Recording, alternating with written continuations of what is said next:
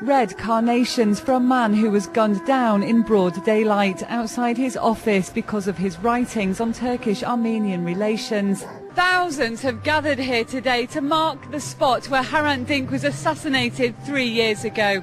Hrant was a prominent Turkish-Armenian editor and was killed by a nationalist youth who has been sentenced to 20 years in prison. Ogan Samast was found to have had accomplices who were also sentenced. But for many, those who have been found guilty are not the real perpetrators. Many believe it was part of a plot aimed at destabilizing Turkey.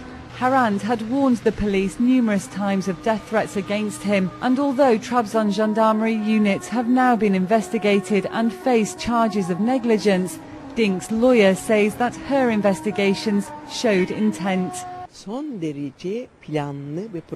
Hrant was killed as part of a psychological warfare. He was identified as a target and presented as a symbol of hatred. Death threats were ignored. No one protected him, and finally he was killed. Supporters of Hrant want the case to be merged with the Ergenekon trial, an investigation that has seen over 140 suspects put on trial for plotting to topple the government. Suspects include former generals and some members of the security forces. New evidence in the trial has uncovered an alleged plot to assassinate prominent non-Muslims, something that would have led to social unrest. In the Ergenekon trial, a plan called Operation Case was discovered on a CD belonging to one of the suspects. This evidence confirms our suspicions that the murder was very well planned.